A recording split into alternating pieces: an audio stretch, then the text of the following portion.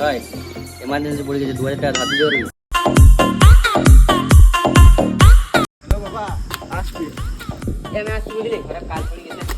হ্যাঁ হ্যাঁ যাচ্ছি। কি হলো? আমার সময় উঠে পালা গেল যে? ভাই 2000 টাকা ধার দে, বিশাল এমার্জেন্সি পড়ে গেছে, পরে দিয়ে দেবো তোকে। আমার কাছে নাই যে রে। দেখ বাবির কাছে যদি পাস তো। তোমার কাছে দেখেই বুঝেছি যেটা ব্যাংক অ্যাকাউন্ট না। হে হে বোকা দাদা, কি বললি? কত টাকা নিবি? হ্যাঁ রে, 2000 টাকা। কিসে নিবি বল? Google Pay, PhonePe, Paytm?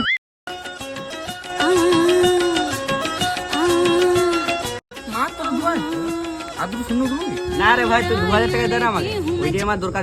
না রে, কি কোনো ব্যাপার হইলো? হ্যাঁ